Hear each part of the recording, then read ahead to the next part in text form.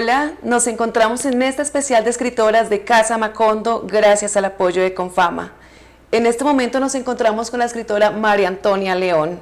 María Antonia es, por supuesto, escritora, editora, docente y astróloga. Sus textos han sido publicados en revistas y periódicos de Colombia y Argentina y en antologías de cuento, poesía y crónica. Es autora del libro de poemas El aparato que late y dirige la Escuela de Astrología La Maletra. Este año María Antonia fue merecedora del 6º Premio Bienal de Novela Corta Roberto Burgos Cantor por su obra El oráculo térmico. Hola María Antonia, ¿cómo vas? Hola Diana, muchas gracias por esta invitación tan bella. Vale María Antonia, entonces, bueno, primero felicitaciones por este premio. Yo quiero saber cómo te formaste como escritora. ¿Cómo fueron tus inicios? ¿Cómo empezaste con este libro de poemas El aparato que late? Bueno Diana, pues yo siempre fui escritora desde la infancia y quería dedicarme a esto de manera profesional, pero nací en un entorno muy conservador en donde se tenía una percepción de que lo que debíamos estudiar en la vida tenía que estar instrumentalizado, tenía que servirnos para vivir. Y pues cuando yo salí con el cuento de que quería ser poeta, pegaron un grito en el cielo y me dijeron, no, esto se va a morir de hambre, usted no puede hacer esto. Ellos soñaban con que yo fuera ingeniera civil y el punto medio que yo encontré entre ser poeta y ser ingeniera fue estudiar comunicación social y periodismo y encaminarme por el periodismo escrito. Ahí empecé a incorporar unas habilidades frente a la reportería, la observación participante, el vincular unos contextos de los entornos en los que yo me movía con esos diferentes artículos y notas que fui desarrollando. Yo inicié mi carrera en la revista Semana, cuando Semana era decente, es importante aclarar, y con el tiempo empezó a emerger de nuevo esa necesidad de transitar a lo literario. Sentía que quería vincular otros elementos como más profundos, más poéticos, más ficcionales también, porque el periodismo se encasilla demasiado en la realidad y yo sentía que la realidad para mí no era suficiente. Entonces, hace unos años, en el 2016, entré a hacer la maestría en escrituras creativas de la Universidad Nacional.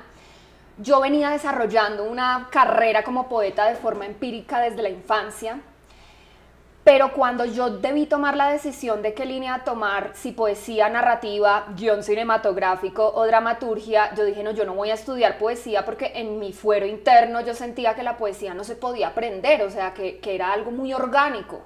Entonces decidí tomar la línea de narrativa porque quería aprender a escribir una novela. Y es muy difícil aprender, o mejor dicho, es muy difícil escribir una novela mientras estás aprendiendo a escribir una novela. Y esta es esa novela que hizo parte como de esa experimentación y ese proceso de tesis en la maestría. Pero yo sentía que debía honrar mi yo poético y por eso el primer libro que publiqué en 2021 en un ejercicio de copublicación con la editorial Domingo Atrasado fue El aparato que late, que recogía como los poemas que se salvaron de la hoguera, porque yo quemé un montón de poemas diciendo como no, esto es muy malo, esto está lleno de cursilerías, de lugares comunes. Y los que se salvaron, pues los acogí en ese libro, en El aparato que late, pero yo seguí trabajando paralelamente la novela hasta que por fin encontró también su cuerpo este año. Súper, me gustaría que me hablaras un poco ya entrando en la obra del oráculo térmico. ¿Cómo surge esa obra? Entonces me dices que nace de la maestría que hiciste de escrituras creativas. ¿Cómo fue ese proceso de creación de la obra? En 2012, hace ya casi 11 años, hice una reflexión justamente en noviembre de ese año en la cual sentía que había una distancia muy grande entre las personalidades de mi abuela materna, mi madre y yo. Sentía como abismos entre nosotras, sentí que éramos tres mujeres tan distintas, con concepciones tan apartadas de lo que es ser mujer, de la feminidad y de la maternidad. Porque ¿qué ocurría concretamente? Ocurría que mi abuela, pues claro, fue una de esas matronas paisas que, digamos, ser madre constituía el eje central de su vida y de su historia.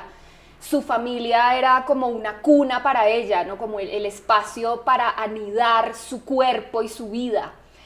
Y mi abuela nace en los años 20, mi mamá nace en los años 50, finales de los 50, y un poco, no mentiras, mi mamá nace en los 60, y un poco ¿qué pasa con mi mamá? Pues que justamente ella es mamá en unas condiciones pues que no son las ideales, porque es madre en medio de unas circunstancias muy extrañas, pero a la vez muy comunes en Manizales, que literalmente en unas ferias de Manizales ella queda embarazada de un accidente, ¿no? O sea, esto no debía ocurrir, esto no tenía que pasar, pero pasó, quedó embarazada y yo nazco, pero pues ella no puede asumir, no tiene las herramientas para asumir esa maternidad y tiene como una serie de dificultades que le impiden realmente desempeñarse como mi madre. Pero también hay unas circunstancias sociales y sistémicas que hay que entender para no juzgar a una mujer que no pueda asumir su maternidad en determinado momento.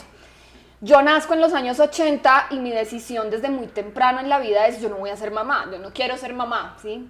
Y todavía a esta edad pues mantengo esa decisión.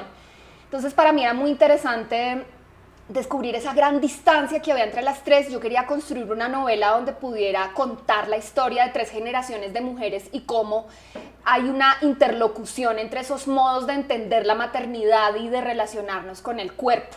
Esa fue una idea muy vaga. Cuando yo llegué a la maestría ya en 2016 con esta idea, mi tutor de tesis me dijo: pero tú quieres escribir 3 novelas, esto es una saga familiar. Y yo, como, no puede ser, no, yo quiero hacer una nomás. ¿Cómo recojo, cómo centro este foco y cómo voy encontrando un camino? Y ahí es donde me voy recogiendo sobre la voz de Amanda Zabaleta, que es la protagonista del Oráculo Térmico, que es justamente como el personaje del centro, ¿no? La madre que tiene a su hija y la abandona en un hospital rural, en unas circunstancias también muy dolorosas, y se va a buscar su vida y su libertad, y ahí se rompe como algo, ¿no? Hay una especie de ruptura psicológica, de muerte psicológica, y eso es un poco de lo que va la novela. Entonces así empezó, como que así llegué a ese gran origen de la narración. Para hablar un poco de la novela, para poner en contexto, como decías, la protagonista es Amanda, es una mujer que redescubre, o mejor dicho, termina de descubrir al dar a luz que no quiere ser mamá, que siente una repulsión por ese bebé que nace, y luego termina huyendo de ese rol materno. Tú me hablas generacionalmente, me dices que está tu madre, que es más o menos del 60. No, perdón, tu madre es del 60, exacto. De la década, exacto, tú del 85. En el caso del libro, tu madre representaría en algún modo a Amanda. O sea, no sé si mirando generacionalmente también hay algo de Amanda en tu mamá. Claro, Amanda es un personaje totalmente ficcional, pero yo lo construyo con elementos de mi mamá. Ciertamente no tiene muchos, ¿no? Porque creo que puede llegar a tener más elementos míos, como María Antonia León. Yo creo que cuando uno escribe su primera novela, uno está como muy enredado todavía en la voz de la protagonista. Pero lo que yo quería construir era también como un ejercicio de empatía, ¿sabes, Diana? O sea, como un ejercicio de, bueno, a ver, yo no quiero contar la historia desde la niña que es abandonada, porque esa es la historia que vendrá tal vez después en otro libro, sino que yo quería construir la historia de la mamá que abandona a su hija. ¿Y por qué? Porque, o sea, quería como construir una historia que me permitiera entender a mí, como un ejercicio casi terapéutico, ¿no? Como entender por qué una mujer abandonaría a su hija. Y eso es lo que yo trato de develar en la novela. Cuáles son todas las circunstancias de violencia social, familiar, psicológica, etcétera, que pueden llevar a una mujer a perder las herramientas que le permitirían ser madre con mayor idoneidad o con mayor amor, con mayor entusiasmo, ¿sí? No se trata, el libro en ningún momento busca juzgar a las mujeres que toman esta decisión, sino todo lo contrario, es como mostrar que es una decisión muy difícil de tomar. Y es una decisión que solemos juzgar más cuando la desarrolla una mujer que un hombre, porque fíjate que el padre de la bebé, también es un abandónico, pero a los hombres se les da muy bien abandonar, ¿no? Históricamente y desde la mitología ellos son abandónicos de sus hijos, de sus criaturas, porque no tienen la responsabilidad de amamantar a esas criaturas, de anidarlas, de cuidarlas. Entonces yo lo que quería era un poco generar esa empatía con las mujeres que toman esta difícil decisión y mostrar cómo eso es el resultado de unas circunstancias que a veces desconocemos. María Antonia, ¿tú crees que hay una fatalidad social de ser mujer?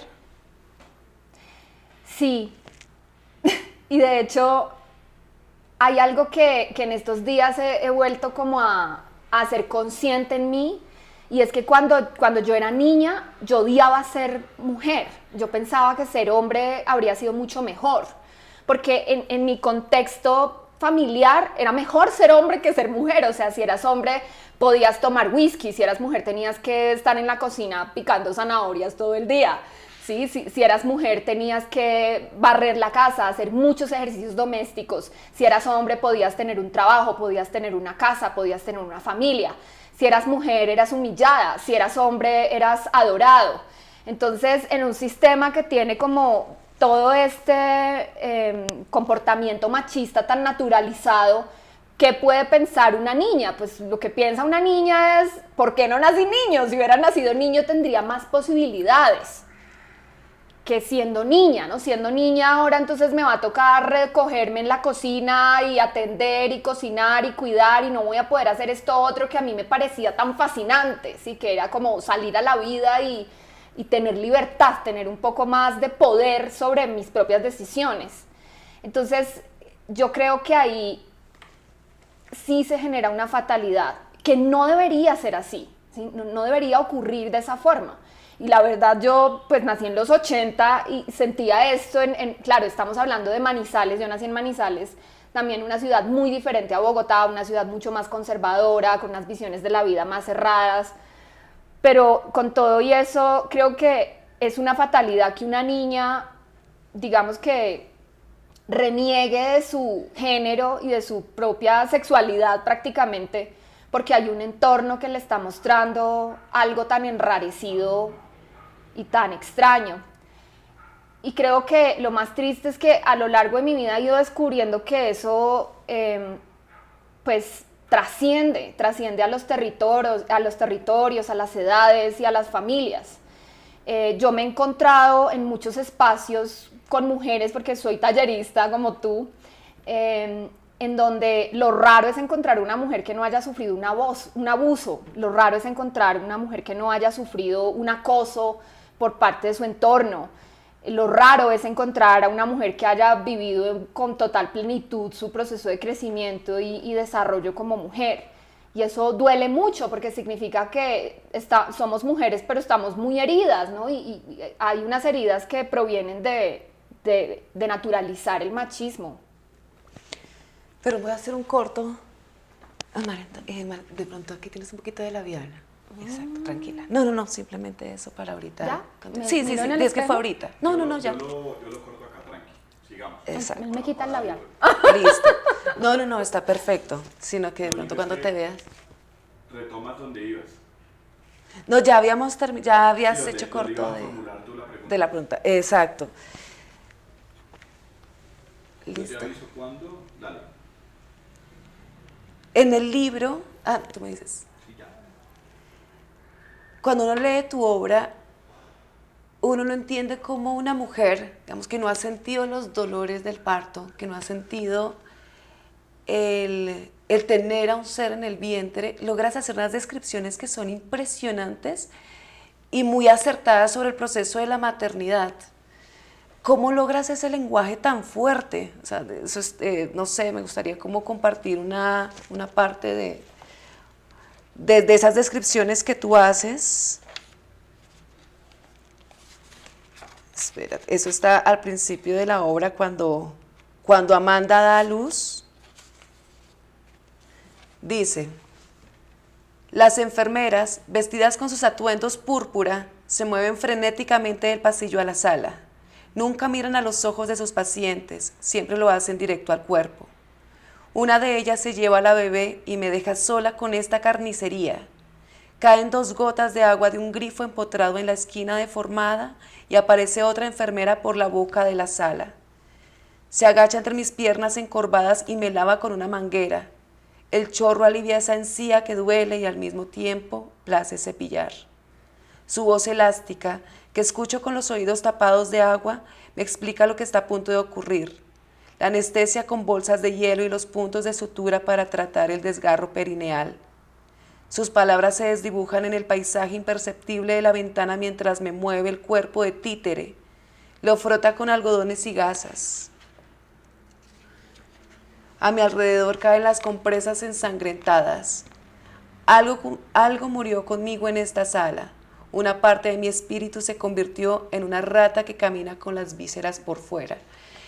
En este caso, claro, manifiestas el dolor, pero también es ver a la mujer, como hablábamos ahorita, como un contenedor de bebés. Y esa descripción me parece que es supremamente fuerte, desafortunadamente real, cuando una mujer tiene un bebé, porque la limpian y la lavan y todo es como si limpiaran casi un contenedor de basura. Entonces, quiero que me hables un poco también, un poco de ese lenguaje que pones ahí, cómo te inspiraste y esa noción también de la mujer como contenedor de bebés. Bueno, primero yo creo que en los procesos de escritura creativa lo que no se conquista con la experiencia, se conquista con la investigación. En este caso yo no tenía la experiencia de ser madre, pero sí acudí a muchos ejercicios de reportería, de investigación, con mis amigas que sí han sido madres, pues digamos que les preguntaba cosas sobre cómo fue su experiencia, cómo fue el momento del parto.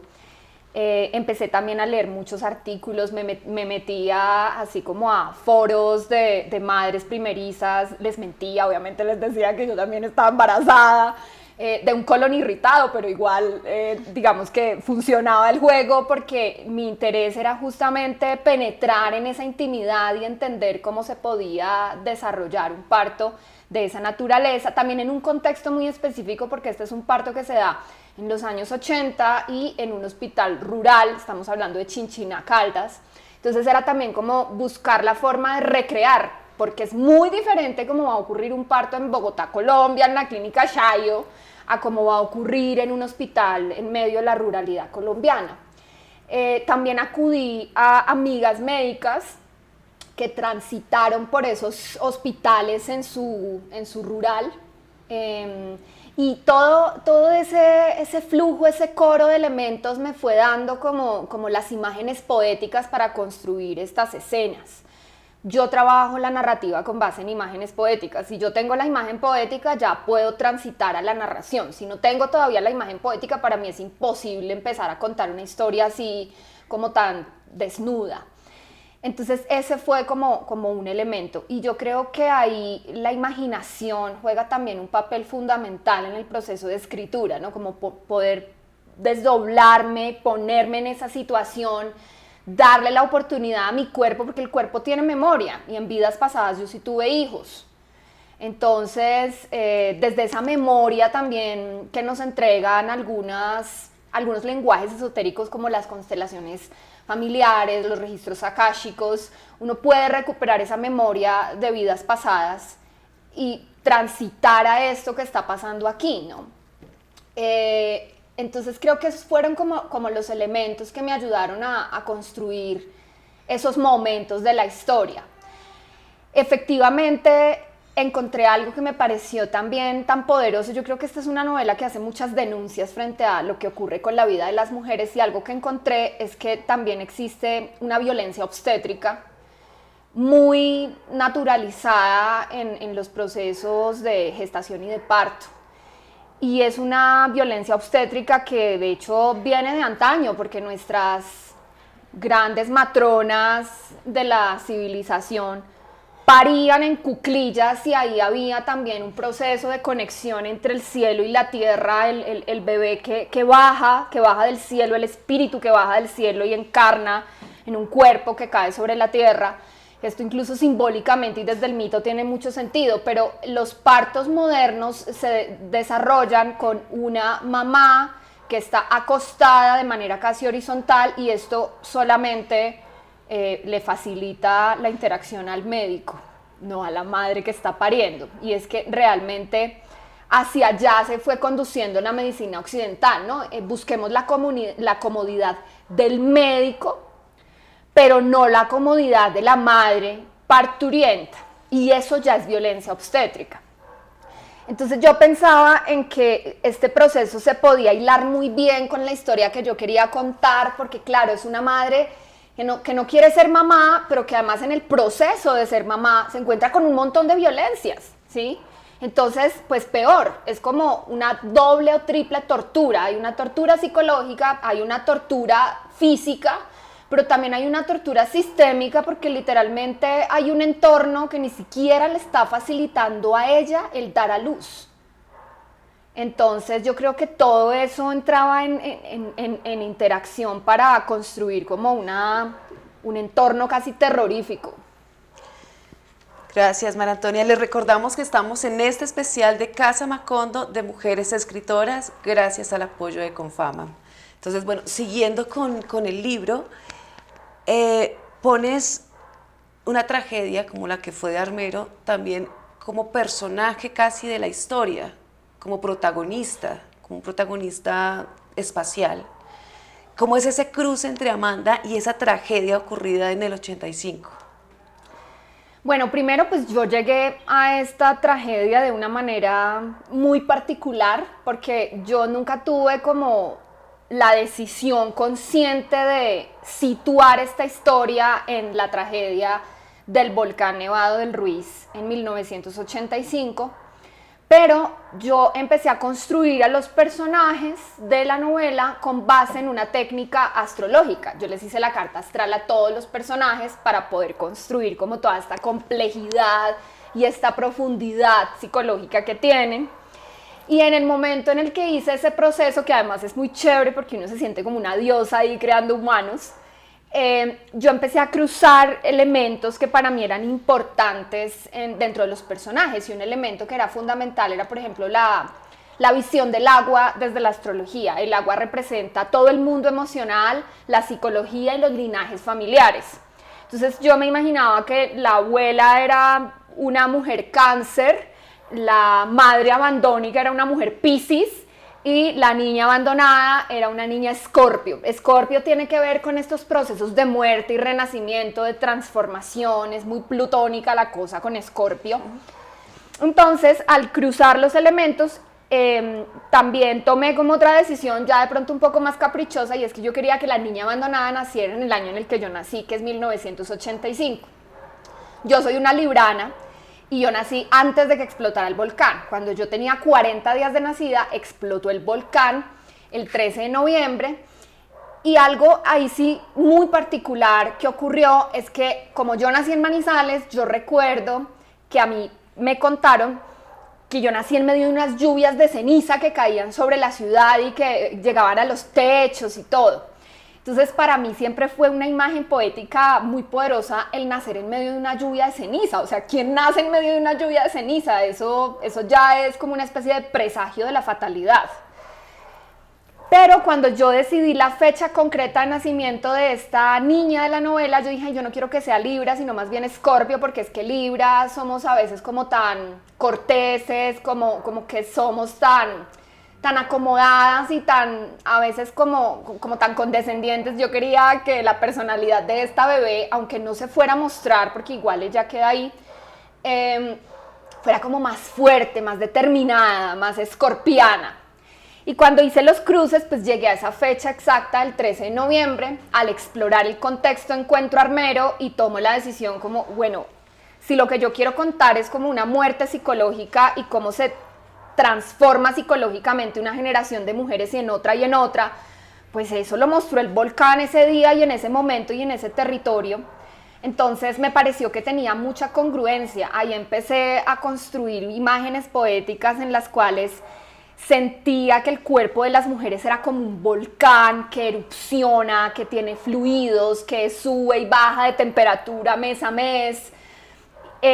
Y sentía también que esta gran tragedia del volcán que arrasa con todo de una manera tan devastadora era de hecho un comportamiento muy materno, porque la maternidad es perfecta como una guerra, es como la tierra tiene a sus hijos y luego los mata. Y a veces una madre mueve cosas, ¿no? Hay como yo siento que yo lo que quería construir era un diálogo entre el cuerpo y la geografía, entre el cuerpo de la mujer y el territorio. Y el cómo este cuerpo de Amanda que expulsa a una bebé que no quiere y la abandona, tiene total resonancia con un volcán que erupciona y mata a 25.000 personas. También sentía que esta tragedia de Armero fue una tragedia absolutamente visible, pero es que la tragedia de las mujeres no es tan visible, ¿no? También las mujeres hemos sido arrasadas por el volcán de la violencia doméstica y sexual a lo largo de la historia, pero eso está invisibilizado. ¿Por qué? Pues porque cuando tú tienes un montón de feminicidios graneaditos en la historia, no los percibes como se perciben estas 25.000 muertes en un lapso tan corto de tiempo. Entonces a mí todo eso me generaba tantas resonancias que dije, aquí es donde yo puedo empezar a construir una historia que realmente pueda mostrar en un contexto muy claro y externo lo que está ocurriendo en el mundo interno de esta protagonista. Hay un dato que me pareció impresionante cuando hablaste de los signos, pues por supuesto eres astróloga, y es que decías que la madre, o sea, que Amanda es Piscis. Y es que viendo un poquito mi infancia, mi madre es Piscis y mi madre también nos abandonó a 4 hijos y se fue a buscar efectivamente su libertad. O sea, no nos dejó cuando éramos bebés, pero sí nos dejó siendo más grandes. Entonces como que dije, wow, o sea, aquí hay un punto conector interesante. Bueno, ya después de desahogarme, entonces tratando de explicar un poco el título, entonces supongo que el oráculo viene de ti como creadora, o sea, porque me parece muy interesante lo que dices. Creaste a estos personajes, les diste tridimensionalidad y les diste vida, básicamente los sacaste como de la caverna y ya los pusiste en un mundo y empezaste ya a estudiarlos como entes reales. Voy a hacer la carta astral a mis personajes, voy a mirar de acuerdo a eso cómo pueden actuar. Entonces, ¿sí viene de ahí un poco el oráculo, el título del nombre oráculo?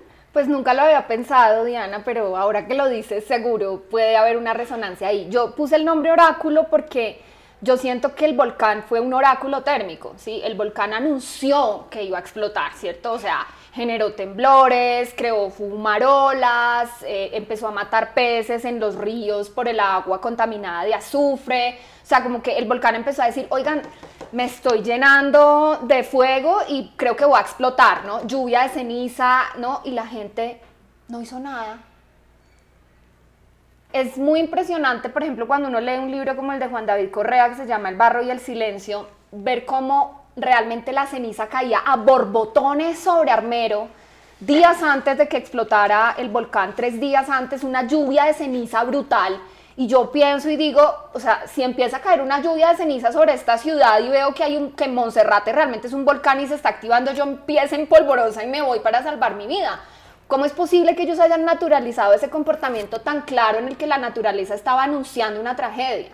Claro, entiendo totalmente que es difícil abandonar tu tierra, tu familia, tu casa, tus animales, etcétera, para ir en busca de una salvación, pero la vida tiene que pesar más que la comodidad y que la estabilidad. Hubo muchas fallas a nivel gubernamental, pero también de las mismas personas de la comunidad que naturalizaban y se tranquilizaban entre sí, no, frescos, esto ya ha pasado, esto puede ocurrir, cuando en realidad venía algo muy grave. Y creo que ahí, una vez más, hay una resonancia con la violencia doméstica, porque la violencia doméstica también es un oráculo térmico.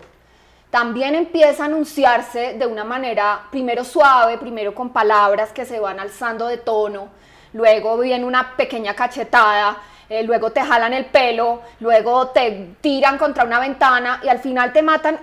Había unas señales, ¿no? O sea, había unos humos saliendo, unas alertas anunciando que algo grave podía llegar a ocurrir. Y si no hacemos nada frente a esa violencia y vamos naturalizando esas cosas aparentemente pequeñas, pues entonces no estamos escuchando el oráculo, no estamos escuchando cómo la vida nos anuncia que algo viene, que algo se aproxima.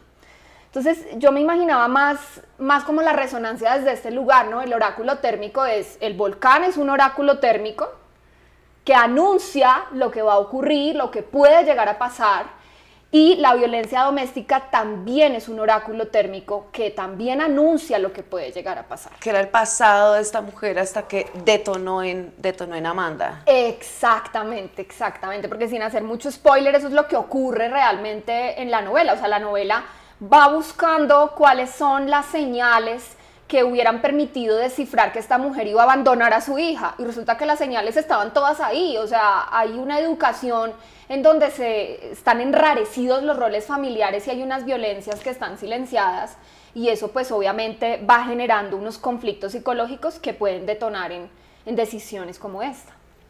Perfecto. De verdad, muchas gracias por conocer tu obra, una obra maravillosa, y también quiero invitarlos a leer El oráculo térmico de María Antonia León. Como les dije, fue merecedor del premio Roberto Bustos Burgos. Ya va. Los invito a leer El oráculo térmico de María Antonia León, merecedor del premio Roberto Burgos, cantor de novela corta. Entonces, ahorita para finalizar, vamos a hablar también de la literatura femenina en Colombia. Me gustaría saber, bueno, hay una idea que tengo con respecto a tu obra, y es que noto un parecido esencial, por supuesto, pues digamos, hablando de La perra de Pilar Quintana.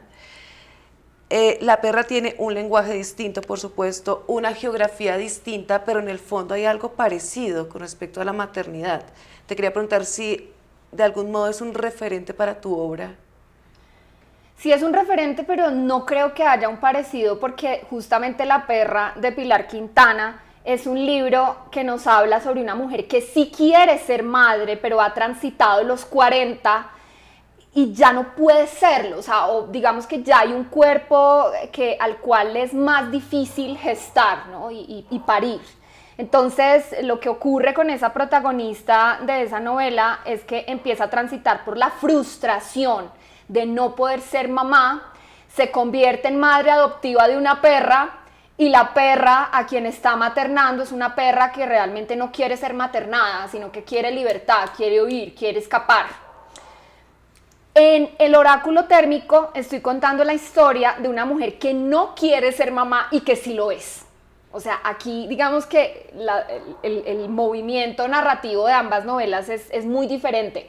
Aquí estamos frente a la negación de la maternidad, y en La perra estamos frente al anhelo de la maternidad y la frustración cuando no se cumple ese anhelo. En El oráculo térmico la frustración ocurre cuando efectivamente el cuerpo traiciona y tiene una bebé, pero psicológicamente esa mujer no está preparada para digamos, atender o asumir esa maternidad. Uh-huh. Bueno, hablando de literatura ya colombiana, literatura femenina colombiana, ¿qué referentes tienes? ¿A qué referentes has recurrido? Es interesante, Diana, porque yo creo, y no solo lo creo, sino que me lo han dicho varias personas, que El oráculo térmico narra una maternidad que no ha sido abordada en la literatura colombiana, y yo creo que es verdad. Ese referente tan cercano que tenemos de Pilar Quintana es un referente muy único, ¿no? Hay otro tipo de exploraciones, ¿no? sobre otras cosas.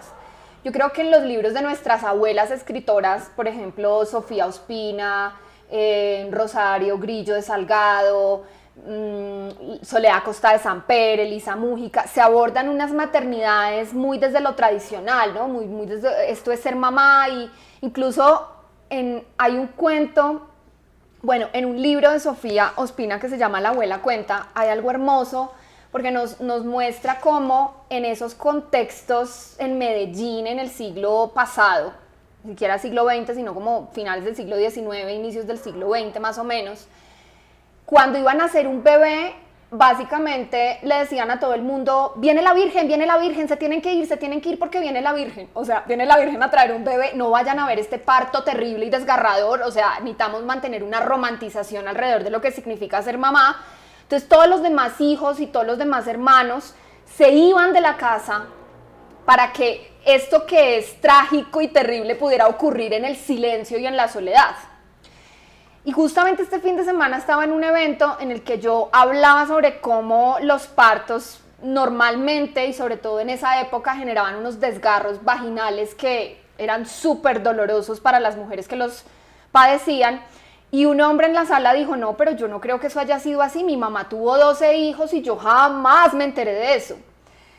Y tanto la escritora que estaba haciendo la presentación como yo lo miramos como, obviamente, es que algo que ha ocurrido es que hemos tapado la realidad.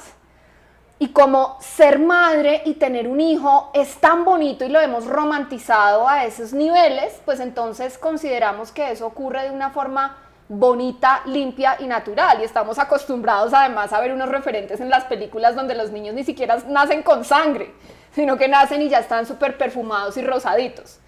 Entonces, yo creo que referentes colombianos frente a esta visión como tan, digamos, desgarrada, es un buen adjetivo de la maternidad, tan cruel de la maternidad, no observo muchos. Yo sí busqué muchos referentes, por ejemplo, en América Latina.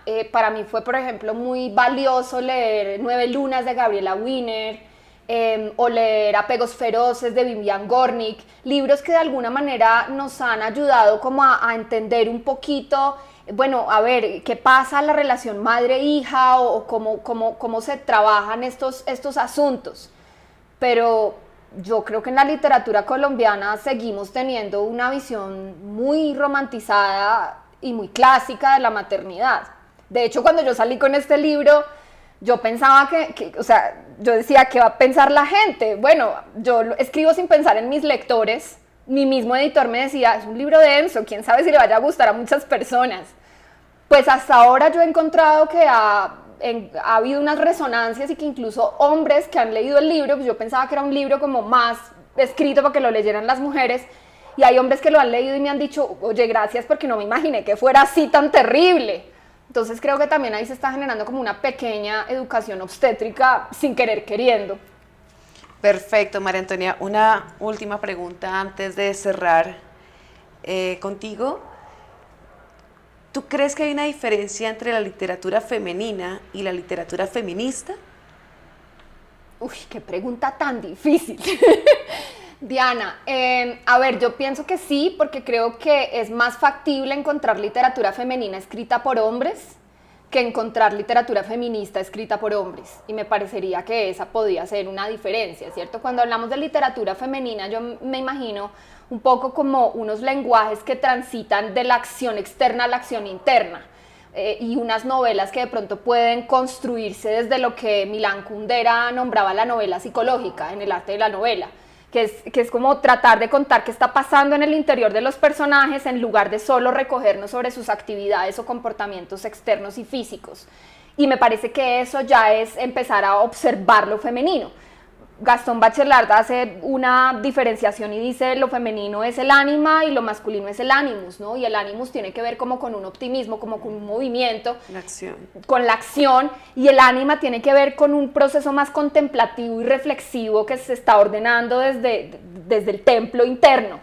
Entonces yo creo que hay hombres que sí han escrito de forma femenina, Rainer Maria Rilke, J.M. Coetzee, por dar unos poquitos referentes, pero en cambio creo que son muy pocos los hombres que pueden realmente construir desde lo feminista, porque escribir literatura feminista ya tiene que ver, incluso diría yo, con escribir desde la rabia, ¿sí? Desde ese arquetipo que denominamos Lilith en la astrología y en la mitología, que es como esa mujer que está mostrando todos esos sentimientos que tenemos marginados, ¿sí? Todo eso que hemos reprimido socialmente y a nivel personal tiene que ver con Lilith y tiene que ver con el feminismo. El feminismo es una rabia que tiene mucho sentido, porque es una rabia que emerge producto de un montón de injusticias y de observar cómo hemos naturalizado cosas que deberían ser una enfermedad y no lo son.